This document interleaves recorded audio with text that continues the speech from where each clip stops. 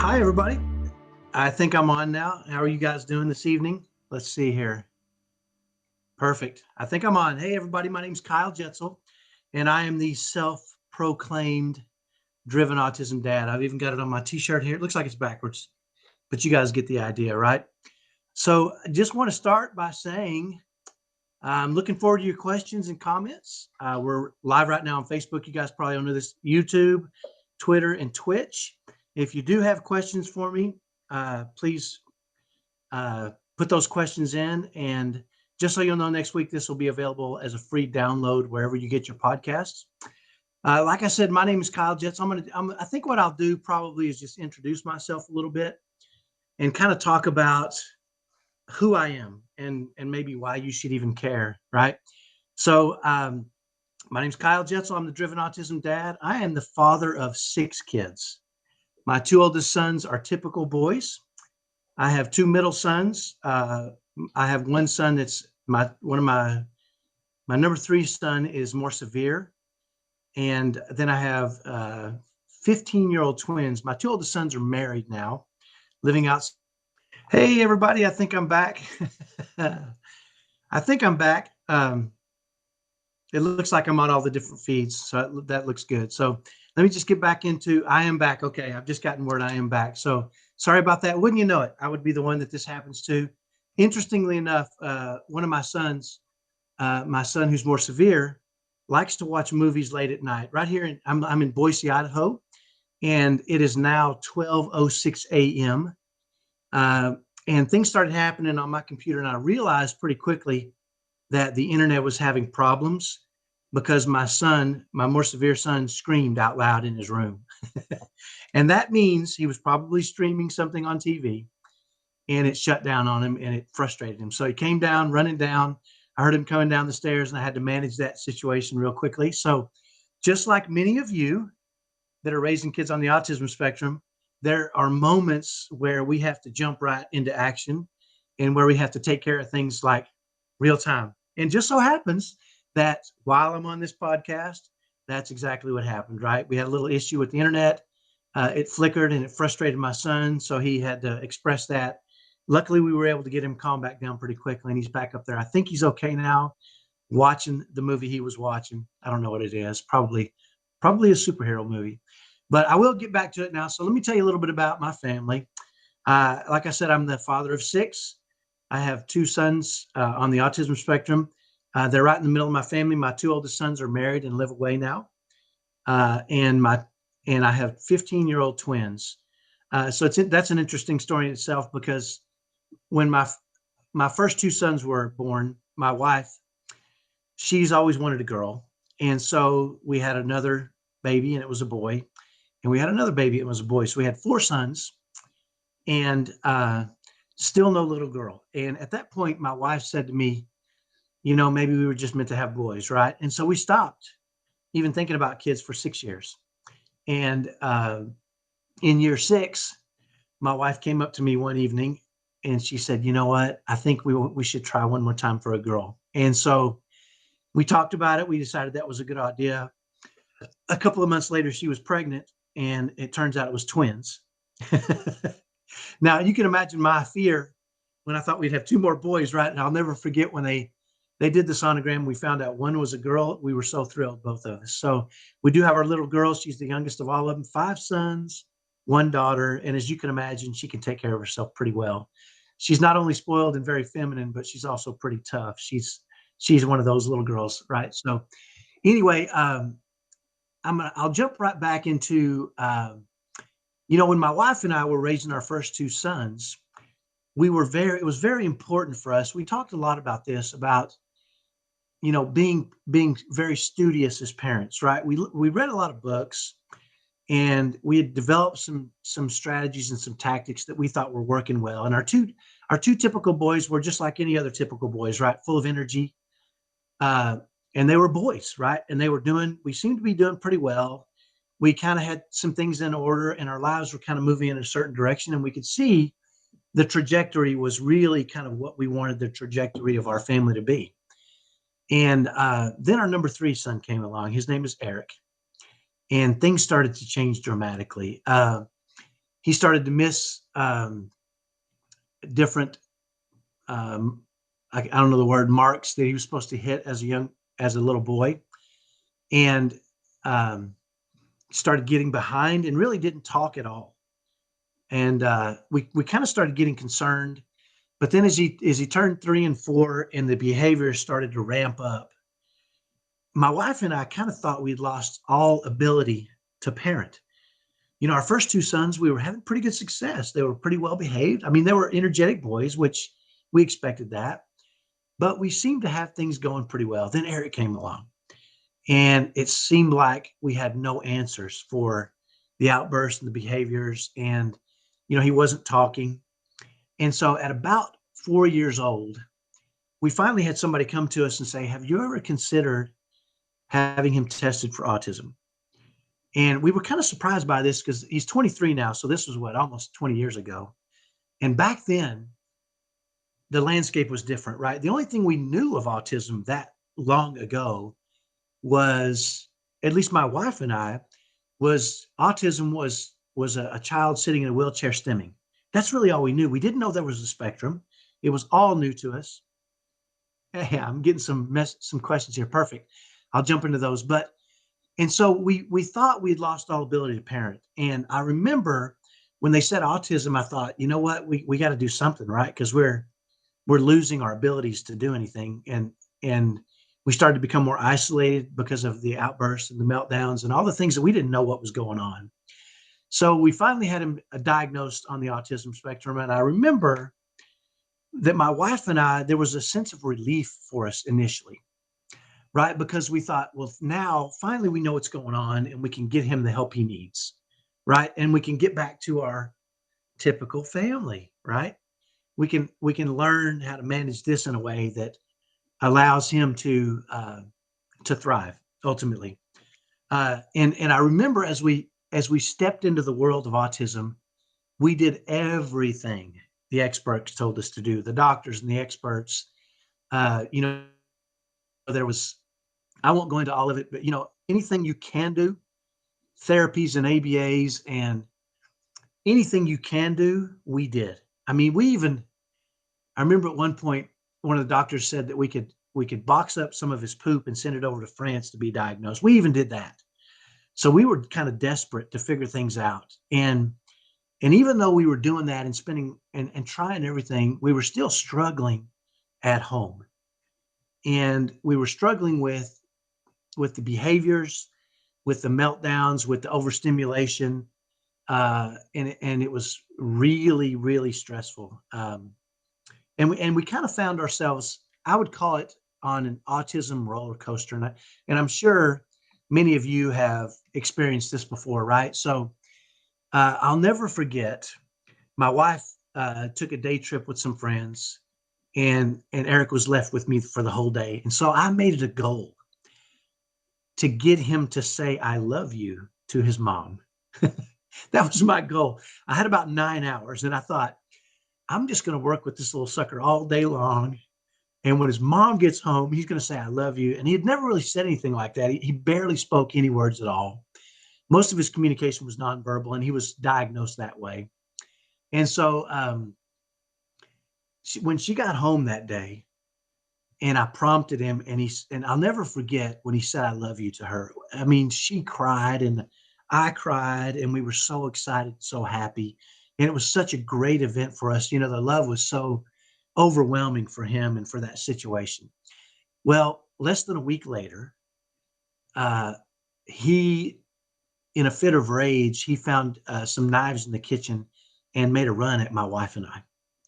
And so, that roller coaster, the highs of experiencing those things that we didn't know we'd ever experience, was the lows were just as low, right? Or I'll never forget, the other thing that comes to mind immediately was the time. So we had difficulty potty training our sons. And at one point, my more severe son, Eric, was 9 years old, still in diapers. His little brother, who's more high functioning autism, was 7 years old, still in diapers.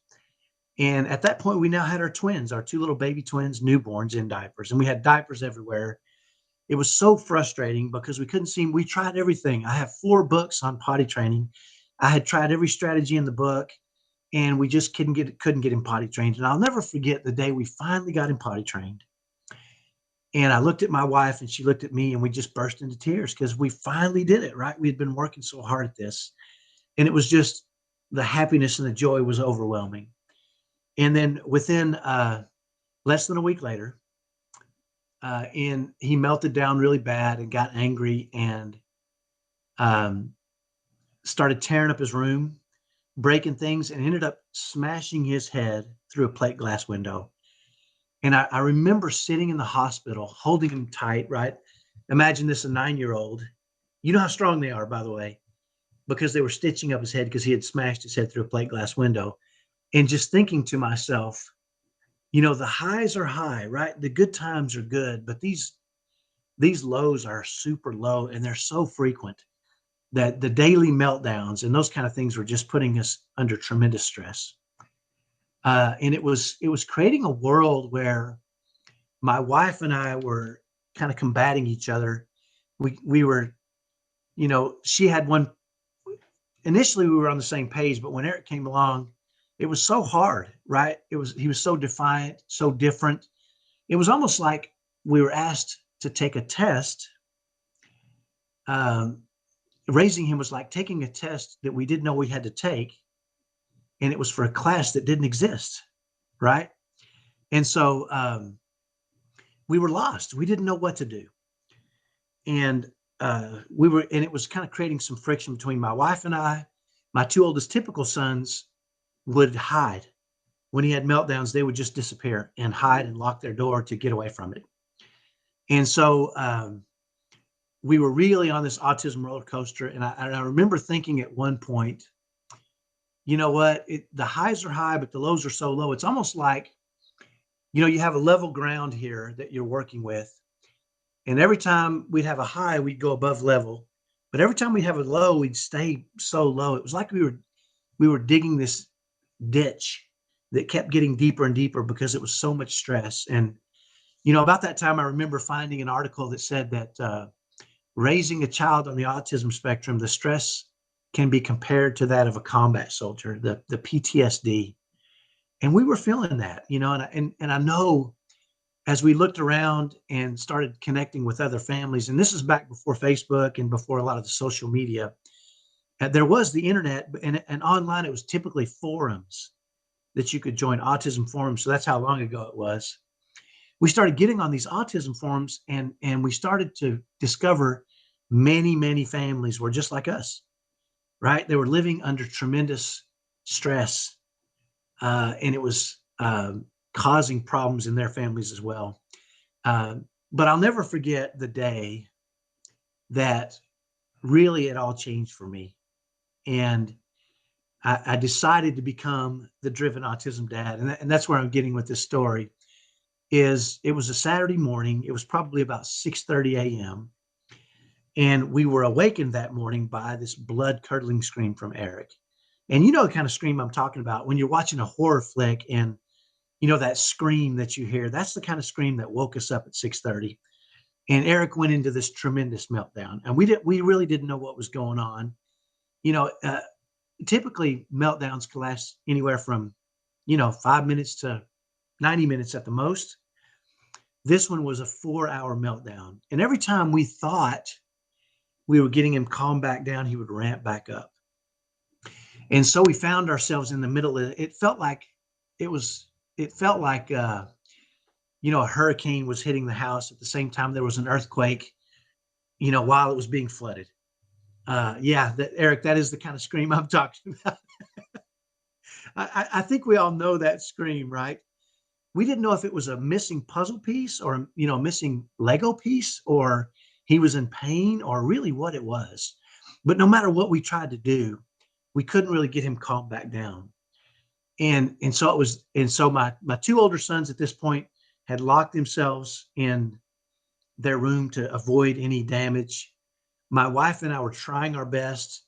He had thrown some heavy objects at both of us and busted a door down. And remember, he's still pretty young at this point. I want to say maybe 6 or so. And when we finally got him calmed back down, I remember we were exhausted. It's 10:30 on a Saturday morning and our day is shot. We're exhausted. We're overwhelmed with stress. Eric, once he's done, he goes back into there playing quietly in his room with no problems, right? The rest of the family is completely out of sorts. And I remember, I think sometimes when we're put under that kind of stress, I think sometimes we look for somebody to blame. And in this case, I think my wife and I kind of turned on each other, as terrible as that is to say. And I think a lot of parents face this, right? You want to blame somebody and you really don't know who to blame. So you just kind of turn on each other, turning on the person you love the most, right? Your spouse. And we started saying, I remember she said, if you would just show him more love, if you would have done this, maybe he wouldn't have ramped up. And I said, well, if he had more discipline in his life, if you gave him more discipline, maybe we could solve this. And so we just started hurtling these insults back and forth.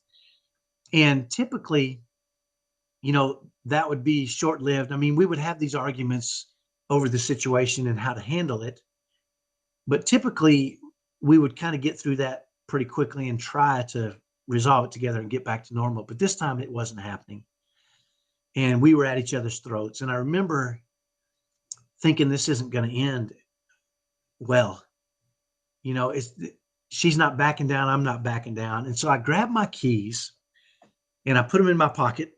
And I walked out in the front yard just to cool down. And at the time, we lived on a little ranch, a little 5-acre place just outside of Dallas, in a little town called Rocket, Texas, just south of Dallas. Those of you that are familiar with that area may not know the town of Rocket, but you'd know Red Oak and Waxahachie. It's in that general area.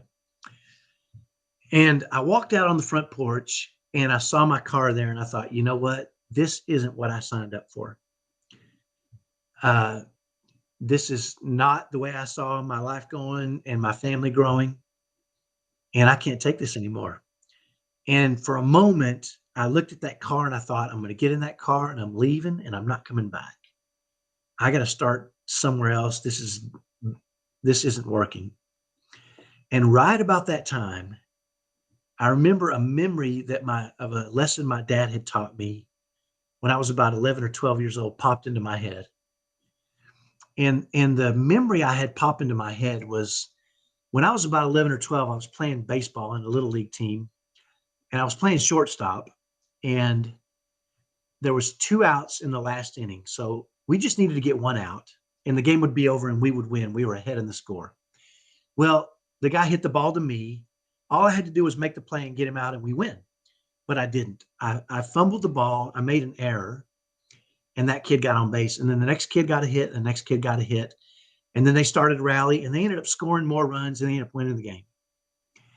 And after the game was over, I was just distraught. This is the worst thing in the world that can happen to an 11-year-old, 12-year-old little boy who loves baseball, which I did.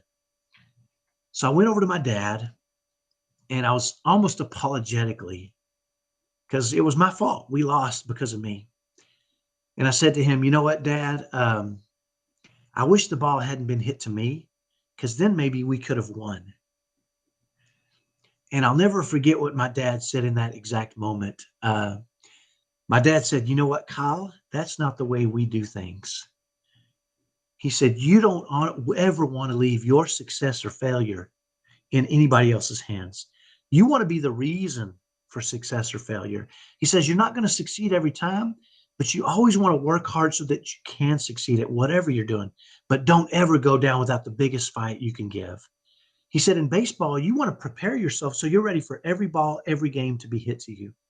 He said, take responsibility and go practice and get better so that you're comfortable in that situation. And and that's the memory that popped into my mind. And I thought, you know what? I can't leave. I've got to take responsibility for solving this.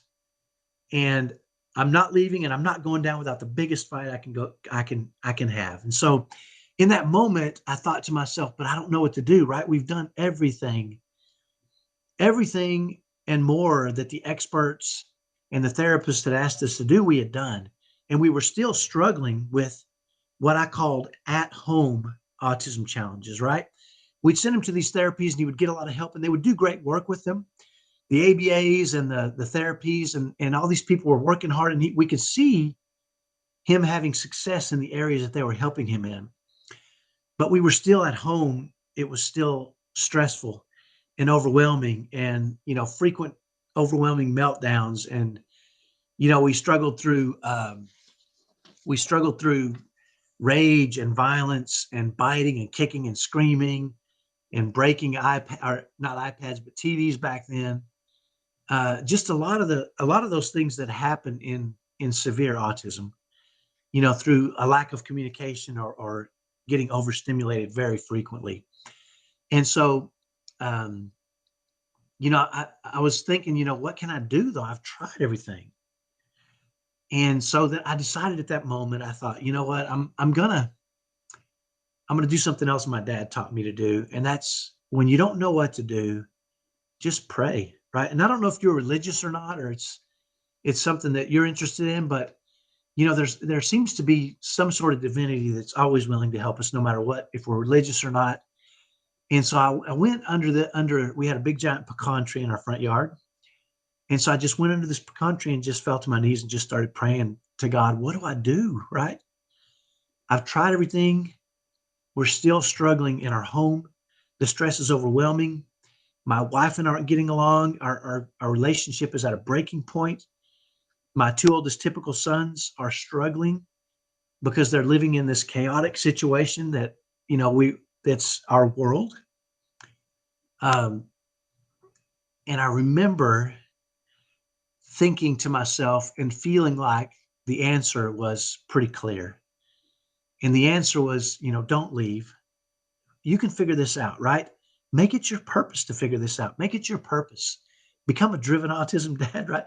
Driven to figure this stuff out and to create a world where not only my son who's on the spectrum can thrive, but my wife and I can thrive and my typical boys, right? Create a world where we can live in happiness and joy, even as we manage these things that come with autism.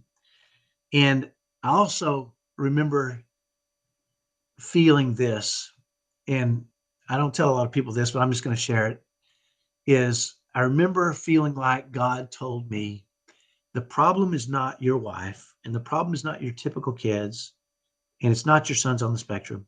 The problem is you. Fix you.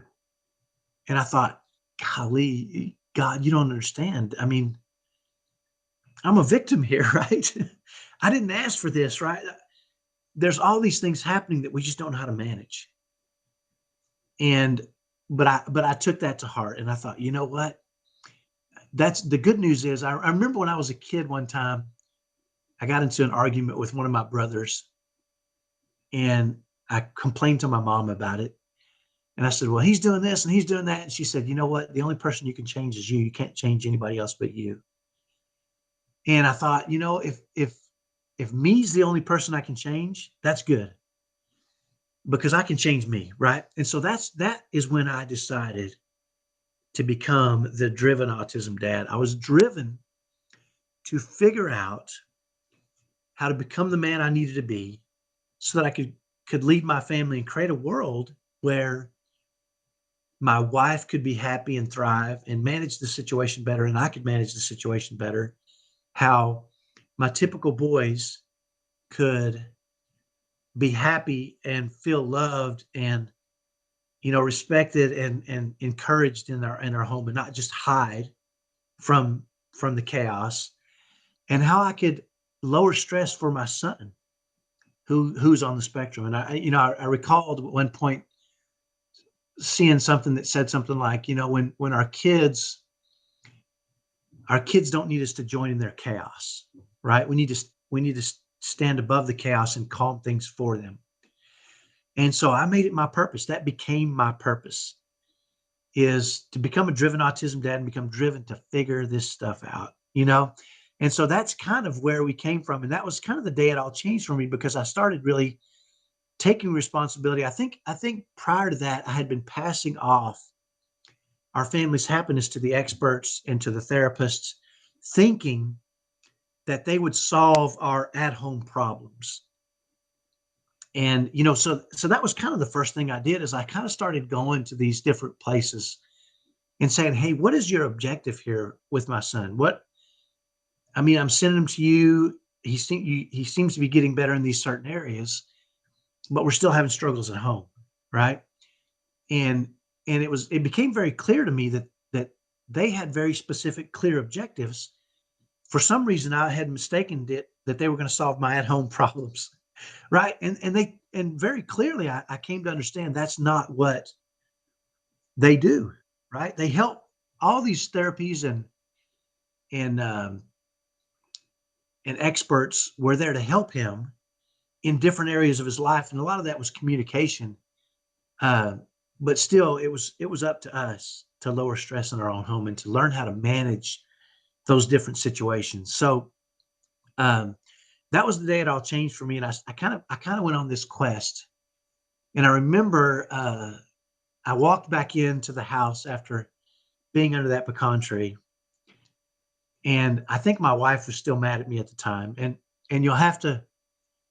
I apologize if I get a little emotional when I talk about my wife. My wife passed away about 18 months ago after 30 years of marriage, and we had created what I would consider to be a top 1% happy marriage. We went from the brink of disaster and, breaking up to learning how to manage things and created a world where we were in a top 1% happy marriage. And my family still to this day is a top 1% happy family. So when I talk about my wife, it might be a little tricky for me, but I remember walking in after being under that pecan tree and telling my wife, I'm not leaving. This isn't what I signed up for, but I'm not leaving. And I'm going to be driven to figure this out for our family. I want to restore happiness and joy in our family. I want to figure out how to lower stress. And I'm not quitting until I figure this stuff out. And I remember at the time, I think my wife was still uh, a little frustrated with me. We'd just gotten this big argument. And she said, well, we'll see how that goes. Right. So I'm not sure at that point she had the faith in me that I guess I just had immediately. I knew that I was going to figure this stuff out. If I didn't, I was going to die trying. To me, it seemed like something that was worth doing for however long it took. And so I kind of made it my quest. And I'm going to share a little bit of that, some of the things that I learned along that, and invite you to join me in some other areas. So um, one of the things, it wasn't long after that, when you start searching for answers, it almost seems like answers come, right? And so I remember thinking, how do you lower stress? How do you lower stress when you have a son that's nonverbal, that's severe, that's having all these issues that are just so outside of the norm, right? Reading a parenting book and trying to apply that to him was out the window. The book didn't exist, right? I looked for it. I would have loved to have seen a book called, and maybe I'll write it. And I've written a couple of books, but maybe I need to write one called How to Parent Your Nonverbal Severe Autistic Son. Right? I don't know, but that didn't exist. And so I kind of thought, I'm just gonna create the curriculum. I'm gonna figure stuff out. And I'll never forget, not long after that, I was reading a Sports Illustrated article. I'm a big fan of sports. And I learned of a gentleman by the name of Alex Honnold. And Alex Honnold is what they call a free solo climber. And so what he does is he climbs mountains and cliffs with no ropes. And I want you to think about that for a second. It's pretty amazing. Mountain climbers climb with ropes for a reason. And the reason is because if they slip, they don't die. If they have a rope connected to them, it catches them. And so they can make mistakes and slip and still be alive. Well, Alex Honnold climbs these same mountains and cliffs, sheer cliffs. He climbed El Capitan in one of the state parks near here. It's like a 2,000-foot sheer granite cliff with no ropes. right? And this was fascinating to me because I'm thinking, how this is impossible. How can a human being do this?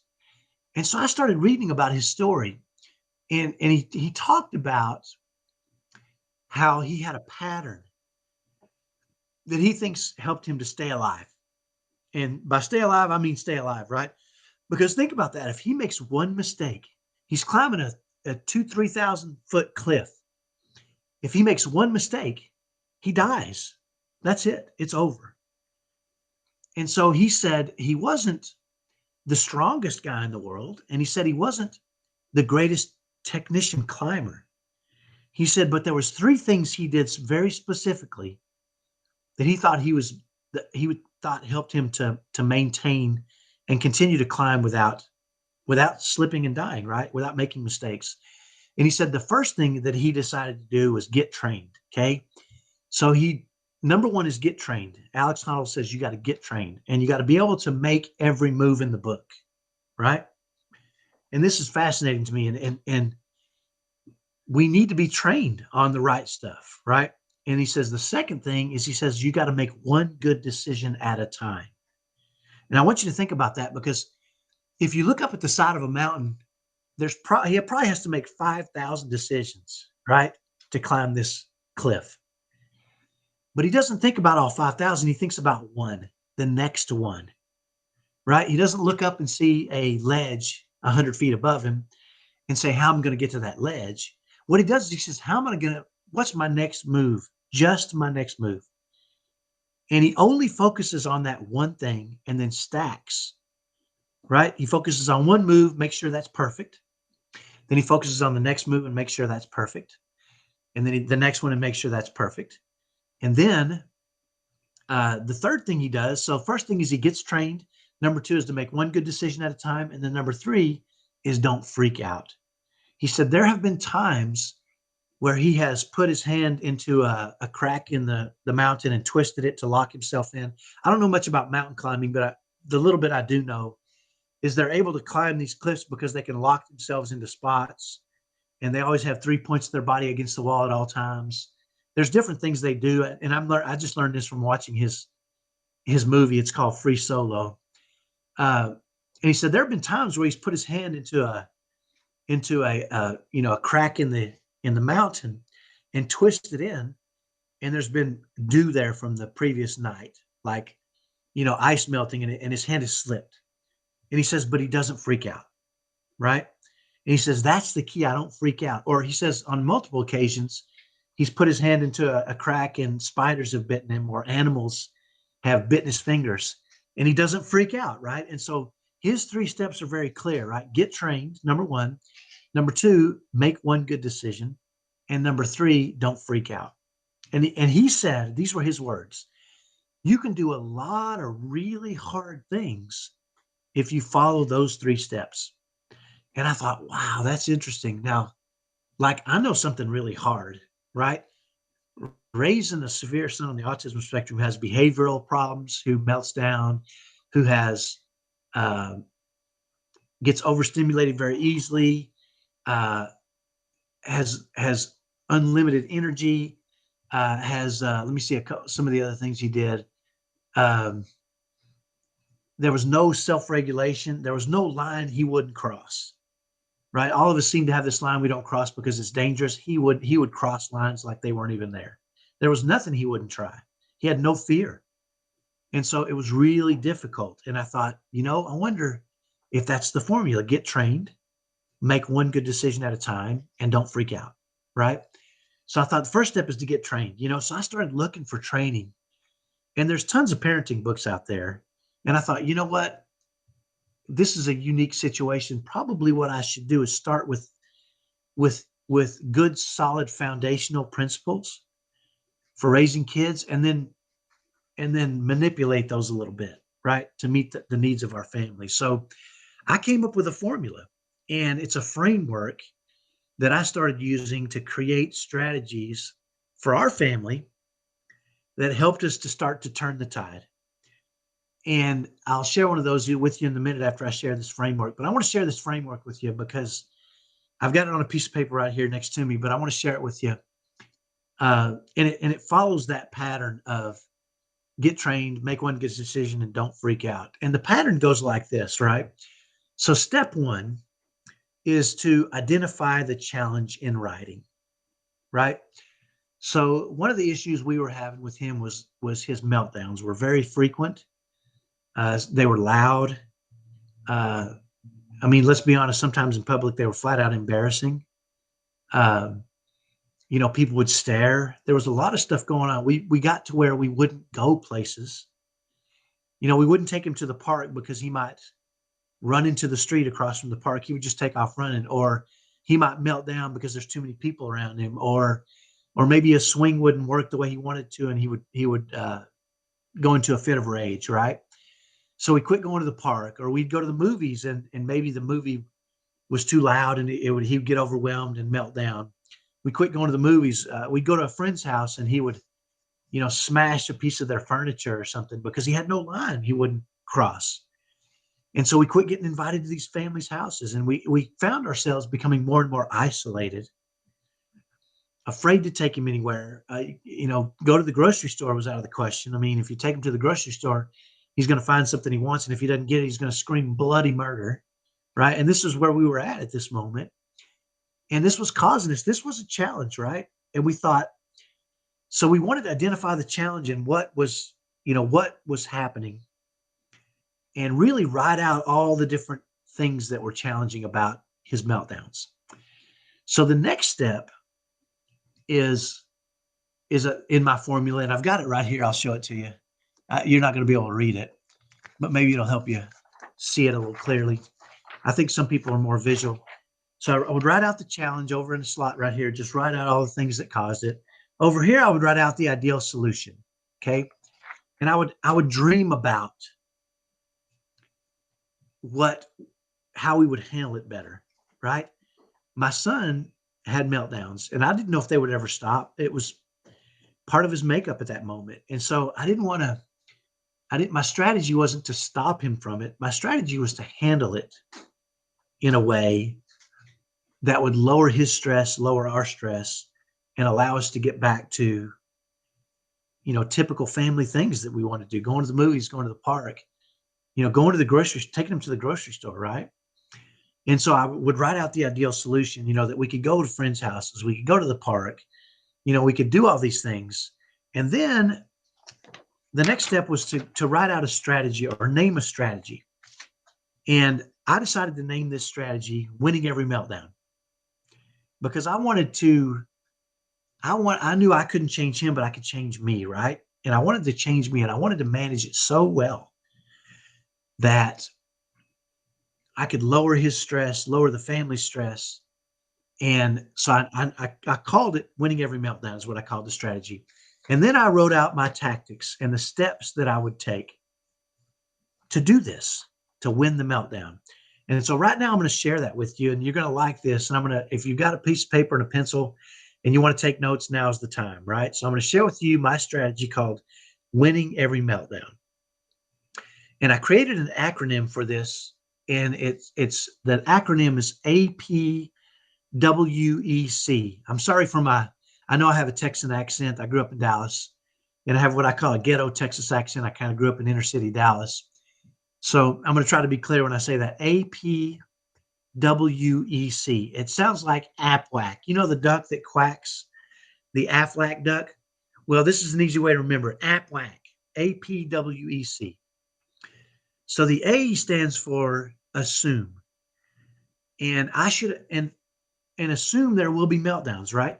This was extremely helpful for me, because I used to go out there walking around on my tiptoes hoping he didn't have one, right? And when he did, I would get frustrated or discouraged or even angry, right? Or why now? Or why me? Or can't we ever just go a day without a meltdown? And I could see I was losing my patience.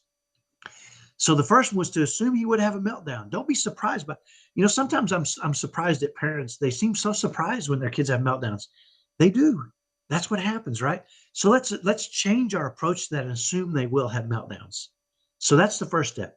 Don't be surprised anymore. Come on. Why are we surprised?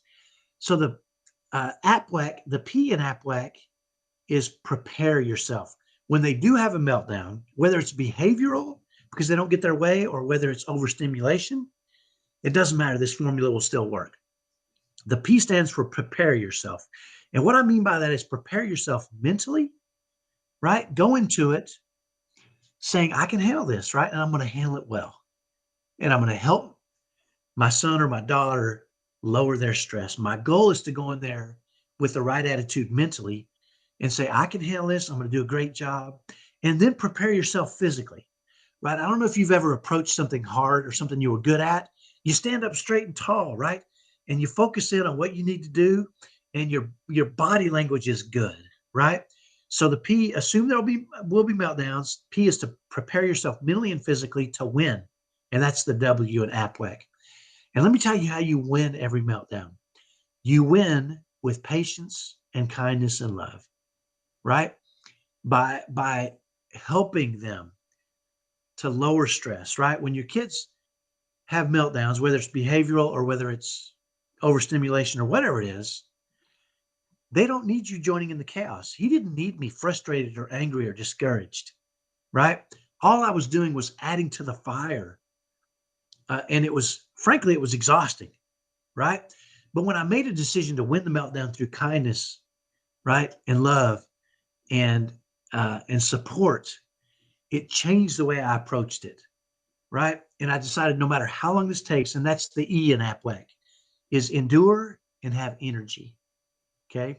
And what I mean by that is whether the meltdown lasts 5 minutes or 2 hours, I'm going to stay in my happy zone mentally. I'm going to stay in a loving, kind, I'm not going to join in the chaos. I'm going to be above it.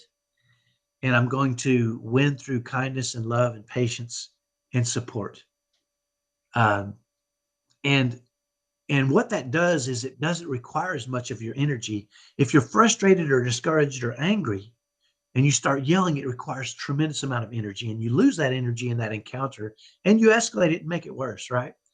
You know, one of the things that I've become an expert at is when my son is upstairs and I hear him bang something or scream, it means he's frustrated, right? And I'll run up there and I say, Eric, are you okay? And I say it in such a calming way now that he immediately calms, right? Now, I've been doing this for years, by the way. And so he didn't always calm, right? But as I've handled it better and better, he is handling it better and better. I model, when he gets frustrated or angry, I model the kind of behavior I want him to have. I want him to learn regulation because he sees me in those heightened situations regulate myself. And that's a powerful thing that we're teaching our kids, is to learn to regulate their emotions. You know, I had a parent recently I was talking to, I was helping out with, and I was telling them about this. You got to win through kindness and patience and love. And it takes less energy if you're kind and patient and loving. And it's easier to de-escalate the situation. And this mom said, well, you don't understand. My kid's screaming and yelling. And I said, I get it. Right. I know. And she said, I can't, you're asking me to be loving and kind and patient while they're screaming at me. How am I supposed to do that? And I said, well, it sounds like you can't manage your emotions. You can't regulate your emotions in that moment. And you could see the light bulb go off, right? And she said to me, you're right.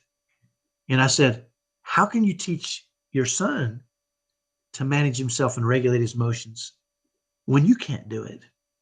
When you're joining in the chaos, right? You've got, and I know it's hard. I know it's not easy, but you've got to go into this thing knowing you're going to win through kindness and patience and love.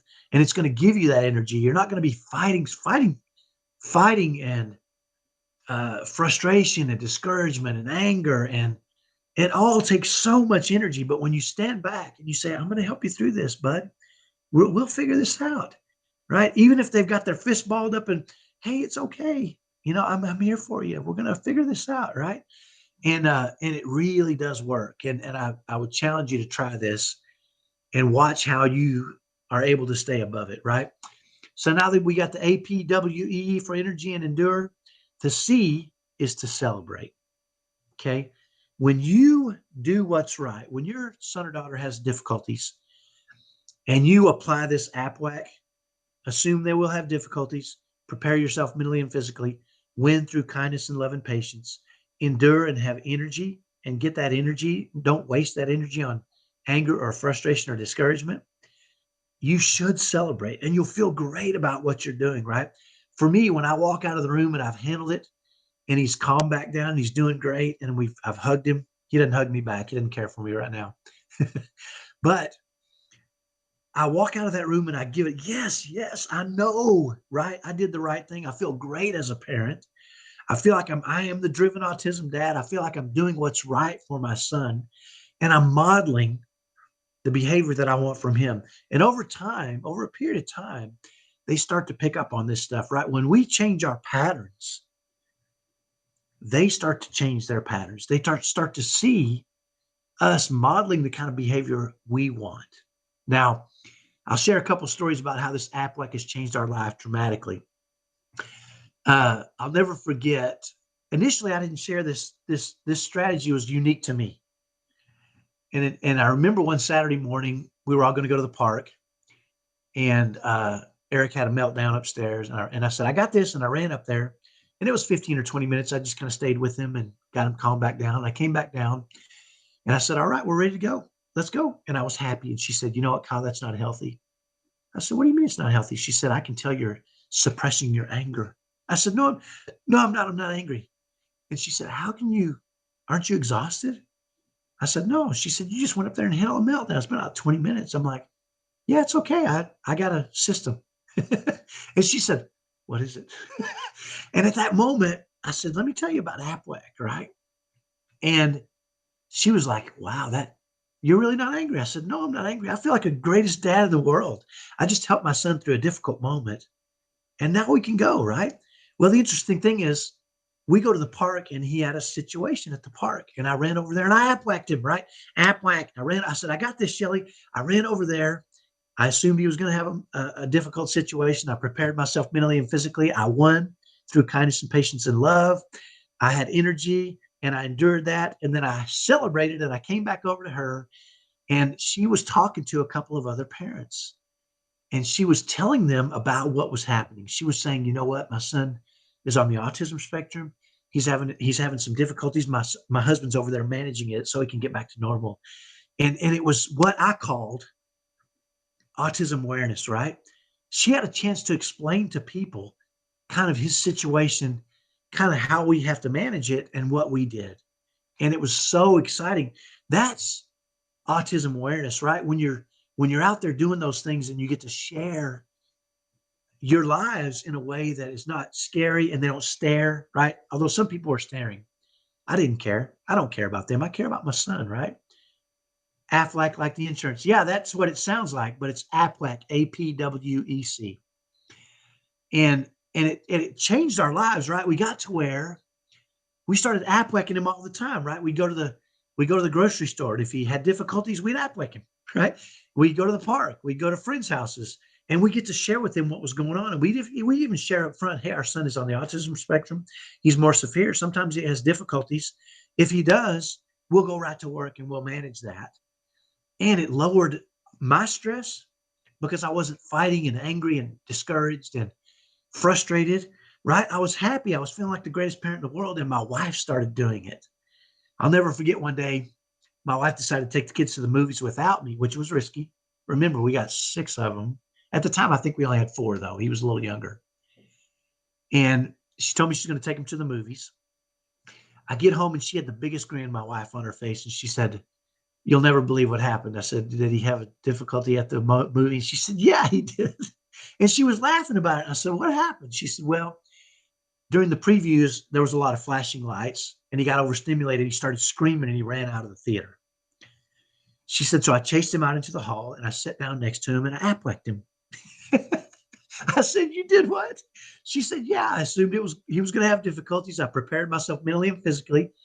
I won the encounter through kindness and love and patience. I endured and I had energy because I wasn't angry or frustrated or discouraged. I stayed with him, right? And I celebrated when I was done. When I walked him back into the movie theater and we watched the movie together, I was like, yes, that's right. I'm the greatest mom in the world, right? And she celebrated, right? And here's what was really cool is when he was out in the hall screaming, She said people were staring. And she said to them in this moment, hey, listen, if you give me a few minutes, I'll explain to you what's happening. And people were curious, right? People don't stare because they're trying to be mean. They just don't know what's happening. They're curious. What the heck is going on over there? Right? Things happen and we look. When we see something out of the ordinary, we look. And so my wife was able to, when once she walked him back in, she peeked back out and they were still there. And she said, hey, let me tell you what happened, and did more autism awareness, right? And told these people about our situation. So what a great thing that was, right? So a couple of things that, you know what, Eric is saying they probably didn't know he had autism. He's right. You can't look and see autism, right? They didn't know, right? But she did get a chance to tell them this is what can happen in these situations. We manage it in a certain way. And she felt great about the experience, right? So now what I do, I've only got 4 minutes left of my hour. So I want to share something with you guys. Currently, I am in the middle of a 5-day training with a Facebook group that I run called the Autism. Is this going to be backwards? That's right. You'll have to figure this out. You're smart. Autism Thrive in Chaos Facebook group. And right now we're in day 3, Wednesday, of solving at-home autism challenges. Now, in solving at-home autism challenges, what I want you to do, if you're interested in this, is go to Autism Thrive in Chaos Facebook group and join today. If you join, I'll send you a copy of the replays of Monday, Tuesday, and Wednesday. We'll be going live tomorrow at 11 a.m. Mountain Time for day 4 of solving at-home autism challenges, where I share this framework. I share a lot of the strategies, including the one I just shared with you, AppWhack. Tomorrow, I'm going to be sharing a pretty powerful strategy as well. But really, the idea for me now is to teach parents how to get trained, make one good decision, and don't freak out. And I promise you, this formula has changed our family. It's changed hundreds of families across the world. I've had some clients in Sydney. I've had clients everywhere. But this training I'm doing is a completely free training. Join us, and you can get the same information that I'm going to be sharing. It's 1 hour. It's 45 minutes a day with a Q&A at the end. I am driven now that my family is in good shape, right? Now that my family thrives, you're going to laugh at this, but I went on at at midnight Mountain Time, and my son and his wife and all my kids were up with me just now having fun until 5 minutes before I hopped on here, right? They just left because it's who we are, right? We're a happy family. If that's what you want, if you're struggling at all, if you're having at-home autism challenges, I challenge you. It's going to take work, right? But I want to share with you what we did and give you the framework we use, the recipe, the blueprint, so to speak, to solving your at-home autism challenges. It includes that framework I taught you earlier, where you can create your own strategies, right? Every family is unique. Every family is different. But if you create your own strategy specific to you, we can start with basic principles that you can use, and then you can fill in the gaps. And really the key to this thing is test, test, test, right? When you develop a strategy, my AppWhack started out completely different. Some of it worked, some of it didn't. What I got to with AppWhack is what works for us and our family, and it works every time. And what it's allowed us to do is create a world where they can thrive. My more severe son on the spectrum now, not only can he go places by himself and regulate himself if he feels those things, he's got a debit card that we put money on. He goes and buys pizza on his own. They know him over there. He goes to the movies on his own. He'll ride his bike all over the place. He has complete freedom because we have taught him these things and modeled, lowered stress in our home, and then modeled the kind of behavior that he can use out in the real world. You know, our goal is to help them to become as functional as they can in society. And this is how we've decided to do it. So I have 1 minute left. Let me tell you that again. Facebook page is Autism Thrive in Chaos group. Go there and join. It's free. It's just a group. I post videos all the time. I write articles. I share techniques. I share strategies. My mission now is to see other families thrive, to see you overcome and solve those at-home autism challenges. so that you can create a world where your child on the spectrum can thrive, your typical kids can thrive, your relationship with your spouse. If you're a single parent like I am, you need this stuff because you need the lower stress. You need that help. So that is my time. I think I'm all done here, but if you have any questions, Eric uh, had a couple of thoughts here, and it is like Aflac, yeah, just like the duck, Apwac. But it's now 1 a.m. here in Boise, Idaho, where I live, and I believe my time is up.